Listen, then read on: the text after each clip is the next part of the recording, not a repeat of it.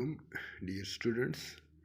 पिछले लेक्चर में हम ट्रायंगल की डेफिनेशन समझी है और ट्रायंगल का एरिया कैलकुलेशन फार्मूला समझा है। ठीक है, तो आज के लेक्चर में हमने फार्मूले की मदद से ट्रायंगल का ये इनसाइड जो पोर्शन है एरिया कैलकुलेट करना है। ठीक है, तो आइए ट्रायंगल का एरिया कैलकुलेट करते हैं।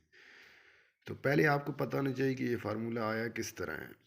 Area of triangle is equal to half of base multiply height. Half 1/2 आपके पास कैसे आया, देखें आपके पास ये रेक्टेंगल है। ठीक है, ये एक रेक्टेंगल है। जब आप रेक्टेंगल को हाफ कट करते हैं तो आपके पास दो ट्रायंगलें बन जाती हैं। ठीक है, तो एक ट्रायंगल ACD और दूसरी ABD बन जाएगी।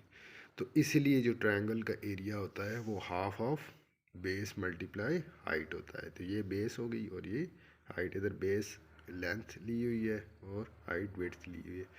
तो ट्रायंगल जब हम बनाएंगे तो BC जो बेस है उस पर एक एल्टीट्यूड गिराएंगे AD, जिसे हम हाइट मानते हैं। सही है, तो पार्ट 1 में आपने बेस BC मेजर की है स्केल की मदद से 3.5 सेंटीमीटर है। ये BC बेस है ना, और हाइट AD मेजर किया है वो आपके पास 3 सेंटीमीटर आया है।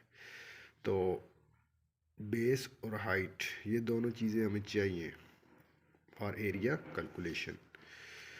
अब हम ये दोनों फार्मूले इंपोर्ट करेंगे, इसे हम क्वेश्चन नंबर 1 का नाम दे देते हैं। ठीक है, तो area which is equal to 1/2 multiply base आ जाएगा 3.5 मल्टीप्लाई हाइट आपके पास 3 आ जाएगा। सही है, तो ये आ जाएगा area which is equal to 1/2। अब 3.5 को 3 से आप मल्टीप्लाई करेंगे। 3.5 को 3 से मल्टीप्लाई करें, ये पॉइंट वाली मल्टीप्लिकेशन आपने छोटी क्लासेस में पढ़ी हुई है। 3 को 5 से मल्टीप्लाई करें, 3 5 आर 15, 5 1 कैरी आ जाएगा, 3 3 9 + 1 10 आ जाएगा। पॉइंट उसी तरह नीचे शिफ्ट हो जाएगा, 10.5 आ जाएगा। तो 10.5 को अब आपने 2 से डिवाइड करना है।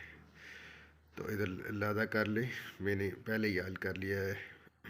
मैंने सोचा है कि बच्चों का टाइम ज़ाया ना हो, तो 10.5 को अंदर रखेंगे और 2 को बाहर रखेंगे। ठीक है, नोमिनेटर हमेशा अंदर होता है, डिनोमिनेटर बाहर होता है। अब 2 5 से 10 आ जाएगा, तो ये माइनस करेंगे, 1 - 1 0, 0 - 0 ये ख़त्म हो जाएंगे, पॉइंट ऊपर शिफ्ट हो जाएगा, 5 नीचे आ जाएगा। तो 2 2 4 आ जाएगा, 5 में से 4 माइनस करेंगे तो 1 आ जाएगा और 0 नीचे आ जाएगा। 2 5 से 10 आ जाएगा, ये आपके पास आ जाएगा 5.25 आ जाएगा। तो एरिया आ गया आपके पास ट्रायंगल का 5.25। अब आपने तो यूनिट देखना है ना, सेंटीमीटर स्क्वायर। सेंटीमीटर स्क्वायर क्यों यूज़ किया है, क्योंकि आपको पता था एरिया 2 डायमेंशनल क्वांटिटी होती है ना। एरिया देखें, बेस आपके पास थी 3.5 सेंटीमीटर, ये आपके पास बेस थी, और हाइट आपके पास थी 3 सेंटीमीटर। ठीक है, तो जब आप सेंटीमीटर को सेंटीमीटर से मल्टीप्लाई करेंगे, सेंटीमीटर को सेंटीमीटर से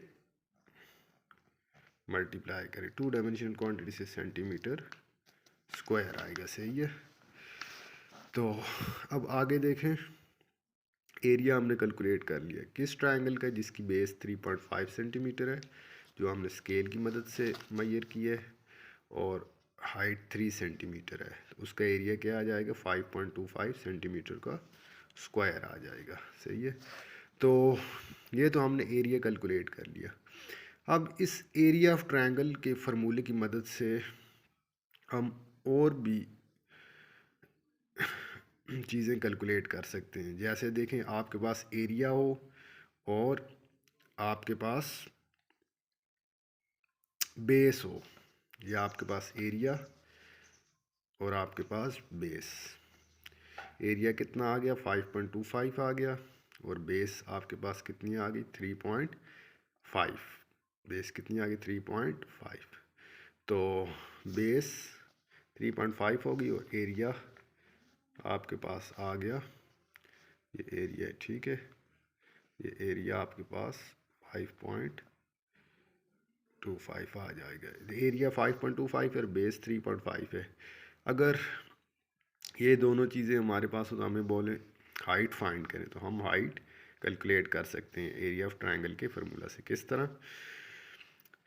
यहाँ आप एरिया की वैल्यू डालेंगे, area of triangle 5.25 is equal to 1/2 multiply base आपके पास आ गई 3.5 आ जाएगी, मल्टीप्लाई हाइट आपने फाइंड करनी है, इसे उसी तरह ही छोड़ेंगे, ठीक है।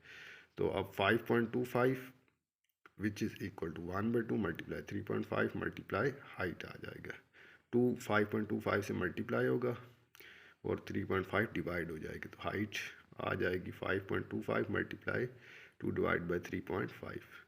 तो 5.25 को 2 से मल्टीप्लाई करेंगे तो आपके पास 10.5 आ जाएगा।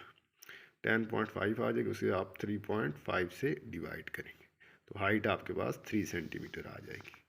ये 3 सेंटीमीटर आपने हाइट कैलकुलेट कर दी। आपके पास एरिया था और बेस थी और आपने हाइट कैलकुलेट कर ली, किससे? एरिया ऑफ ट्रायंगल के फार्मूला की मदद से।